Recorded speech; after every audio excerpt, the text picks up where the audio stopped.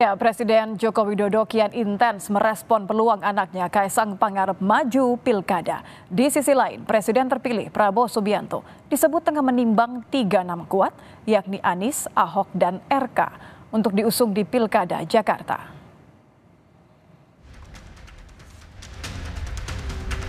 Saat partai anggota koalisi Prabowo Gibran belum sepakat soal nama yang akan diusung di Pilgub Jakarta, Presiden Jokowi merespons peluang putra bungsunya Kaisang Pangarep maju Pilkada Jawa Tengah atau Pilkada Jakarta. Sebelum bertolak ke Uni Emirat Arab, Presiden Jokowi menjawab sambil berseloroh saat ditanyakan mana lebih baik, Kaisang maju Pilkada Jawa Tengah atau Pilkada Jakarta. Kata Jokowi, dua-duanya sama bagusnya. Di Jawa Tengah bagus, di Jakarta juga bagus, karena ini kan semuanya wilayah Indonesia. Meski koalisinya tengah diterpa isu terbelah dukungan pilkada, Presiden terpilih Prabowo Subianto masih butuh waktu menimbang kandidat yang akan diusung. Ada 3 nama kuat yang ditimbang, yakni Anies Baswedan, Basuki Cahayapurnama atau Ahok, dan Ridwan Kamil. Soal beda pilihan di antara Koalisi Indonesia Maju, Sekjen Partai Gerindra Ahmad Muzani bilang kalau memang pilihan politiknya tak sama, menurutnya tak perlu dipaksakan. Kalau kita dalam pilihan politik tak sama, tentu saja tidak bisa dipaksakan harus sama.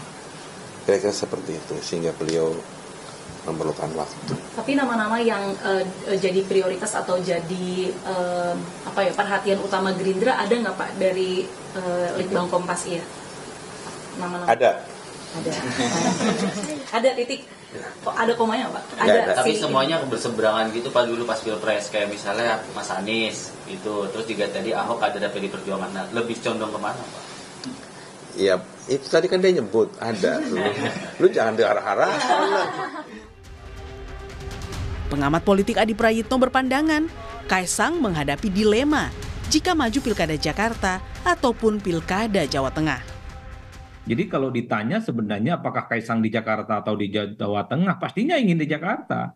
Tapi karena kalkulasi politiknya harus dihitung secara matang, kalau memang Kaisang tidak rasional, harus kalah misalnya dengan nama-nama besar, tentu akan muncul opsi lain. Ini yang saya kira memang dalam konteks Kaisang, saya melihatnya cukup dilematis. Memaksakan di Jakarta tapi elektabilitasnya rendah, itu kemudian menurut saya pertarungan. Tapi di Jawa Tengah tentu harus butuh kerja keras karena di situ adalah kami tanggap. Survei Litbang Kompas 15 hingga 20 Juni 2024 mengungkap untuk Pilkada Jakarta, elektabilitas Kaisang hanya sekitar 1%. Jauh di bawah elektabilitas Anies Baswedan 29,8%, Basuki Cahayapurnama 20%, maupun Ridwan Kamil dengan elektabilitas 8,5%. Tim Liputan Kompas TV. Ya, lalu akan seperti apa peta politik di Pilgub Jakarta usai Litbang Kompas merilis hasil survei yang menunjukkan pengaruh dukungan Prabowo mengungguli efek Presiden Joko Widodo. Kita akan bahas bersama dengan politisi Gerindra yang juga Ketum Lisan, Hendar Samarantoko. Selamat petang, Mas Hendar. Selamat petang, Nik. Juga ada politisi PDI Perjuangan, Mas Deddy Sitorus. Mas Deddy, selamat petang, Mas. Selamat siang, Mbak Nitya. Ya, ada juga Direktur Lingkar Madani, Ray Rangkuti. Bang Ray, selamat petang. Petang, selamat. Ini selamat ke siapa nih? Saya ke Bang Ray dulu ya kalau gitu ya. Kalau dari survei Litbang Kompasnya kan efek dukungan Prabowo ini 66,5%, Jokowi 61% di Pilgub Jakarta. Ini Anda mau menyelamati siapa? Apa yang bisa Anda simpulkan dari hasil survei ini? Selamat kepada PDI sama Gerindra kayaknya akan koalisi di Jakarta begitu. Oh, jadi akan sering ketemu nih ya, Bang Hendar sama Mas Deddy ya? Feeling saya mengatakan PDI sama Gerindra akan koalisi di Jakarta. Akan koalisi di Jakarta, kenapa tuh? Siapa akan mengusung yang mana? Pertama dimulai dulu dari soal kemungkinan gagalnya Kaisang masuk ke Jakarta ya. Jadi kalau Kaisang gagal ke Jakarta, saya kira udah sulit mendorong kader baru bagi Kim, kecuali pilihan mereka adalah bergabung kepada salah satu nama yang sekarang ini sudah ada. Apakah itu Anies atau mungkin Ahok, dan itu sudah dinyatakan ya oleh para petinggi Gerindra tiga nama yang mereka usung ya atau mereka lirik untuk jadi calon gubernur kan. Dan oleh karena itu kelihatan pilihannya adalah gabung kepada Anies dan gabung kepada Ahok gitu. Nah kalau dilihat dari kecenderungan yang seperti ini, potensi Gerindra bergabung dengan PDI itu jauh lebih besar menurut saya. Pertama tentu karena pendamping Ahok itu terbuka bagi siapapun. Dan Gerindra memungkinkan untuk mendorong kader mereka mendampingi Ahok di dalam pilkada 2024 yang akan datang gitu. Kalau nanti Ahok yang didorong oleh PDI gitu, ataupun siapapun nama yang didorong oleh PDI untuk masuk ke bursa pilkada Jakarta punya potensi menggandeng Gerindra gitu. Nah, oleh kalau karena gitu itulah, saya cek langsung ya, saya cek langsung nih ke Bang Hendar. Sebentar Bang Rey, kita cek dulu ke Bang Hendar ya. Bang Hendar, kalau terawangannya Bang Rey tadi dibilang kayaknya nih akan lebih sering ketemu, akan koalisi nih jadi katanya Bang Hendar. Gimana melihat dari hasil survei ini juga?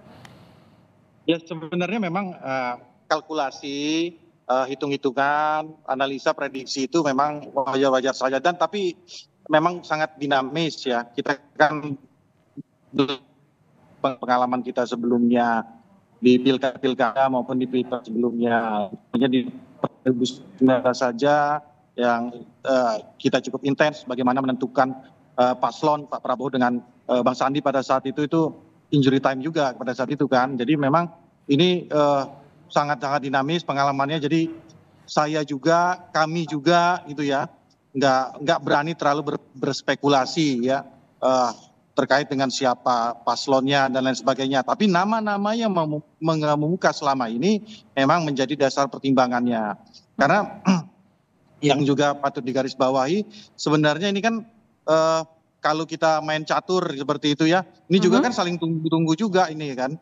Anies maju nggak? Kalau Anies maju, siapa yang mengusung dan siapa yang harus lawannya? Kan semuanya itu juga menjadi salah satu perhitungan dari tiap-tiap partai dalam hal ini. Nah, memang memungkinkan juga apa yang dikatakan oleh Bang Ray, bahwa Bang Ray mengatakan ada kemungkinan kalau Anies maju, ya lawan yang sepadan adalah Ahok, ya, dan tentunya kami dari Gerindra juga bisa mengajukan kan seperti itu. Tapi bisa juga nanti dinamikanya berubah, ya kan? Ternyata ada pembicaraan di Koalisi Indonesia Maju bahwa Mas Kaisang maju di Jakarta, ya. Nah, ya itu ya masih menunggu. Saya rasa mengerucutnya mungkin nanti di bulan September ya, kemungkinan besar ya. Oke. September seperti itu nih. Jadi masih saling nunggu ya. Saya pengen tanya ke Mas Dedi tapi usai jeda karena untuk melihat bagaimana ini pengaruhnya. Kalau kita lihat dari arah dukungannya Prabowo kemudian juga Ahok ini nomor 1 dan nomor 2, artinya responden melihat bahwa peluang dari siapapun calon yang akan didukung oleh mereka berdua akan menjadi pilihan masyarakat. Tapi usai jeda, Mas Dedi tahan dulu. Kita akan kembali usai jeda di Kompas Petang. Anda kembali bersama kami di Kompas Petang, masih dengan Bung Hendar Sam, masih dengan Mas Dedi dan juga dengan Bung Ray. Saya ingin ke Mas Dedi sesuai janji tadi. Mas Dedi, kalau sebelumnya kan Anda bilang ya oke lah Jokowi Effect ini sangat rasional ketika lebih memilih Prabowo Effect. Kalau melihat dari tingginya Prabowo Effect dibandingkan Jokowi Effect saat ini artinya kan memang betul ramalan Bang Ray tadi, PDIP akan berkoalisi dengan Gerindra akan menguntungkan PDIP? Pertama soal efek Pak Jokowi yang kalah dibanding Pak Prabowo, saya kira seperti saya sudah jelaskan tadi itu, ya memang itu sesuatu yang sangat alamiah. Karena apa? Karena kan Pak Jokowi segera akan menjadi sejarah sebagai presiden. Sudah selesai, setiap orang ada masanya. Ini eranya Pak Prabowo gitu. Jadi kalau Pak Prabowo kinclong dibanding Pak Jokowi, itu make sense saja kalau menurut saya gitu ya. Akan diambil nggak kesempatannya untuk nempel sama yang kinclong? Gini, kalau PDI Perjuangan bergabung dengan Gerindra, yang untung bukan PDI Perjuangan, yang untung rakyat. Ya, jadi artinya apa? Kita bisa mencari pemimpin yang terbaik. Selama ini kan semua dibingungkan di Jakarta ini karena apa? Karena ada yang lebih kuat dari partai politik untuk mengatur skenario politik pemilu kada, kan begitu. Makanya tadi Bang Rey wajar bilang, wah kita bersyukur, senang nih, kan gitu nih. Itu ya artinya apa? Karena memang melihat tipikal pemilih di Jakarta itu kan pemilih rasional. Mereka pasti mau orang yang punya rekam jejak, orang yang punya pengalaman untuk mengurus kota sebesar dan sekompleks Jakarta. Oke, yang punya pengalaman siapa nih? Kader Anda, Ahok? Entar dulu, apalagi dengan undang-undang aglomerasi itu tidak lagi cuma Jakarta ini. Jabodetabek sampai Sukabumi udah digabung ke Jakarta. Jadi tentu figur yang diharapkan itu tentu figur yang dianggap capable untuk itu gitu. Nah, menyangkut soal katakan Pak Ahok. Jangan lupa Pak Ahok itu dulu dari Pak Prabowo gitu loh. Ya toh? Jadi apakah mungkin luka-luka politik lama ini kembali disembuhkan demi rakyat? Kita melihat bagaimana Pak Prabowo dengan Pak Jokowi bisa bergabung.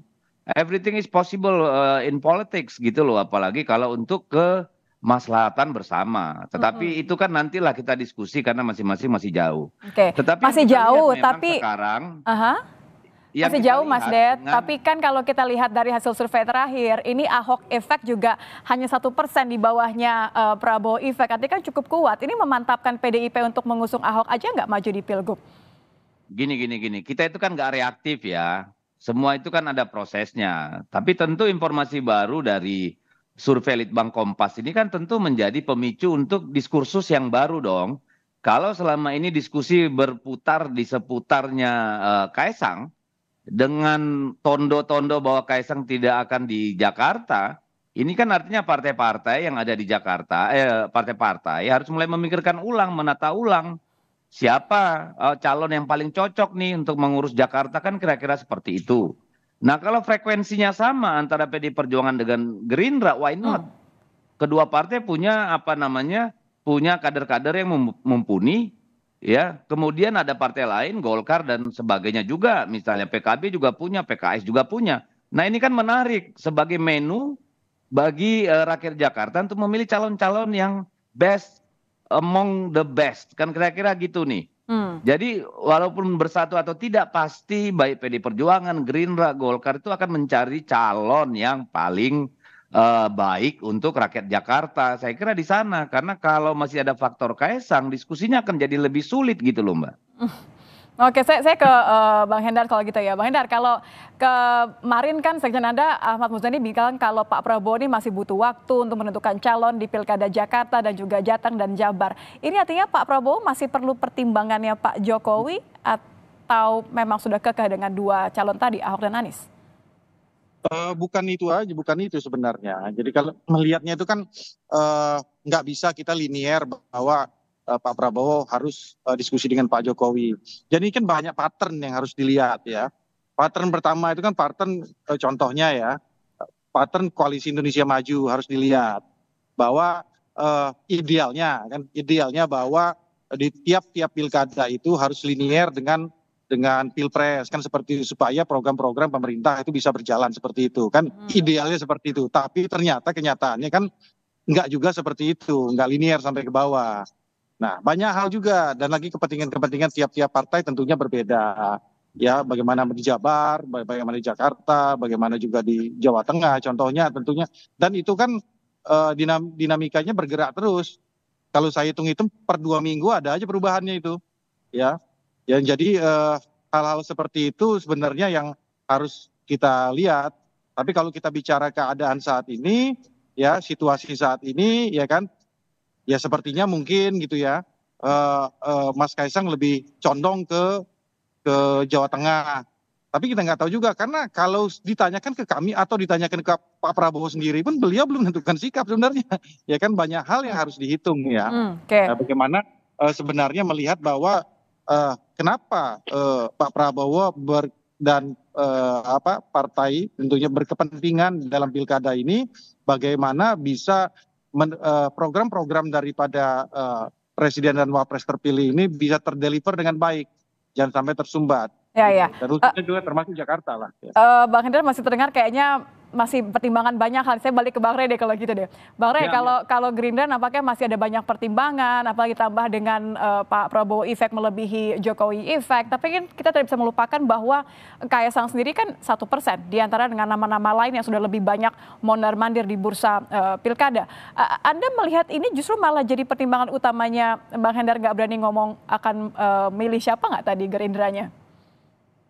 Udahlah, saya kira Gerindra adalah partai yang sejak dari awal tidak terlalu mendorong Kaisang sebetulnya gitu. Mereka ini kan pinginnya Ridwan Kamil. Jadi ketika Ridwan Kamil didorong ke Jakarta, ya sepertinya Gerindra tidak terlalu konsen siapa yang wakilnya, mau Kaisang mau siapapun. Yang penting tuh Ridwan Kamilnya ke Jakarta, itu kelihatan konsennya Gerindra tuh.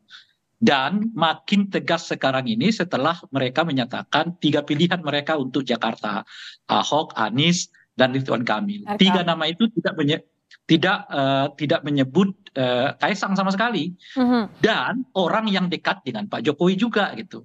Ya jelas Ahok beda dengan Pak Jokowi, Anies beda dengan Tapi kan restunya Pak Jokowi sudah terang-terangan, Bang Rey. Sudah katanya Jakarta bagus semua kalau Jakarta atau Jateng. Bagus tuh Itu Kaisang. artinya dengan penyebutan 3 nama ini secara tidak langsung Gerindra sudah deklarasi bahwa mereka tidak akan mengusung Kaisang sebagai calon gubernur di Jakarta. Pilihan mereka cuma 3. Kalau bukan Ridwan Kamil, ada Anies, ada Ahok. Bukan Kaisang gitu. Nah sekarang tuh yang tetap kelihatan ngotot agar Kaisang itu tetap di Jakarta, itu adalah Pak Jokowi dan keluarganya mungkin gitu. Tapi kalau partai-partai di Kimnya udah realistis. Golkar juga menurut saya sudah deklarasi bahwa Ridwan Kamil tidak akan ke Jakarta. Kami punya kader di Jakarta itu namanya Yusuf Hamka. Alias apa? Alias mereka juga secara tidak langsung mau mengatakan mendorong Kaisang di Jakarta itu tidak realistis gitu. Jadi dilihat dari 2 partai besar kemungkinan pendukung Kim ini, dan dua-duanya seperti menolak ya untuk mengusung Kaisang sebagai calon gubernur, itu menandakan kepada kita bahwa memang ya pengaruh Pak Jokowi di dalam Pilkada Jakarta itu relatif rendah.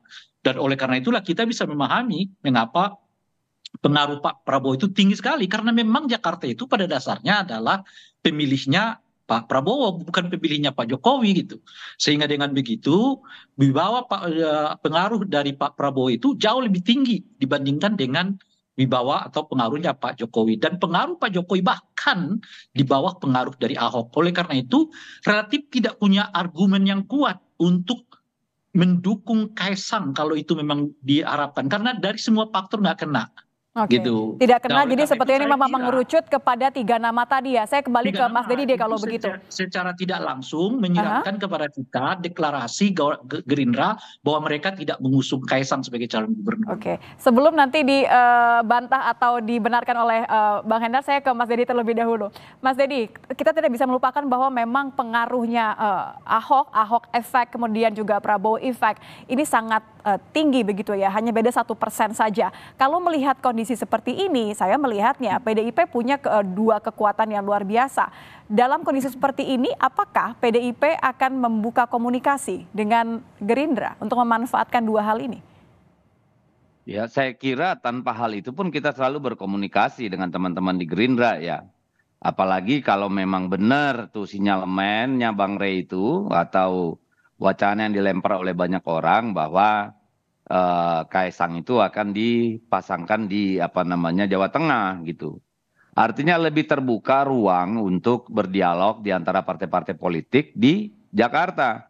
Kalau dulu kan terkunci itu ya dengan 1 nama gitu kan. Kaisang dengan maksudnya. Koalisinya Bang nggak tahu lah entah siapa koalisinya Bang Hendar ini gitu. Kalau sekarang kan artinya dengan Golkar sudah memastikan akan mengembalikan RK ke Jawa Barat, artinya kan ini playing field-nya kan jadi terbuka ini untuk membangun kerjasama politik gitu. Jadi apapun skenario sangat mungkin dibangun oleh partai-partai politik yang punya cukup suara atau kursi untuk maju di DKI. Ya, karena kan PDIP butuh koalisi di Jakarta ya, Bang? Ya. Oh iya, saya kira begitu ya. Jadi saya kira ini akan lebih baik bagi rakyat Jakarta karena apa? Karena kita bisa pastikan bahwa calon itu bisa kemungkinan sampai 3 nih. Kalau semua memang berlomba-lomba mencarikan orang terbaik untuk memimpin Jakarta gitu. Tetapi kalaupun 2, ya pasti 2 nama yang diusung oleh gabungan partai politik ini pasti orang yang sangat kompeten. Karena kalau tidak akan berat gitu. Karena pemilih Jakarta itu kan pemilih rasional gitu. Dan dia sangat vital bagi Ya, dan kalau melihat juga bagaimana Jakarta, siapapun nanti yang akan memimpin Jakarta, ini kan juga nanti akan diproyeksikan untuk kemudian Pilpres. Artinya kan ini hal yang serius begitu ketika nanti ada Pilgub di Jakarta. Saya kembali ke Bang Hendar. Bang Hendar, kalau Bang Rey tadi mengatakan ya nampaknya ini semacam deklarasi tidak langsung dari Gerindra bahwa memilih yang lain kecuali Kaesang. Apakah ini juga akan memberikan amunisi tambahan untuk Gerindra, untuk Pak Prabowo untuk lepas dari bayang-bayang Pak Jokowi dan memilih calon berdasarkan pertimbangan sendiri? Enggak gitu juga lah. Ya kan ini masalah pos-pos masing-masing aja. Bahwa ya harus dilihatkan juga mungkin saat ini ya dengan catatannya saat ini Mas Kaesang lebih realistis untuk maju di Jawa Tengah. Karena apa? Elektabilitasnya tinggi. Itu aja sebenarnya kan, sesimpel itu. Tapi juga jangan juga itu dijadikan patokan. Kita harus ingat contoh ya, di Pilkada DKI sebelumnya pada saat Anies melawan Ahok, yaitu Mas Anies itu cuma 3% loh awal-awalnya. Ya, kemudian naik dan bisa membalikan keadaannya, terlepas dari segala dinamika yang terjadi pada saat itu. Jadi kan semua itu bisa berkembang, apalagi waktu yang menuju November ini cukup lama semua, ya kan. Nah artinya gini, juga harus dilihat ya, ini saya agak-agak pengamat politik sedikit lah ya, di luar melihat bahwa singkat tapi ya Bang, bahwa sinyalemen yang disampaikan oleh tiap-tiap partai ini kan cek-cek ombak juga, tes water juga kan gitu ya, bahwa Golkar mengajukan Yusuf Hamka kan seperti ini kan cek ombak juga, melihat respon yang lain seperti apa. Begitu juga dengan kami Partai Gerindra untuk melihat respon dari teman-teman partai koalisi yang lain dan teman-teman dari PDI seperti apa. Baik. Gitu aja sih. Simpel itu sebenarnya. Baik Mas Lid, masih cek ombak. Kita akan obrolkan nanti untuk bagaimana hasil cek ombaknya. Apakah betul pertemuan ini akan menjadi pertemuan pertama dan selanjutnya untuk PDIP dan Gerindra? Cuma PDIP dan Gerindra akan bisa menjawab. Terima kasih sudah bergabung bersama kami. Hendar Salmaratoko, terima kasih Mas Edi Sitorus, terima kasih Bang Ray Rangkuti sudah bergabung bersama kami di Kompas Petang. Selamat petang semuanya.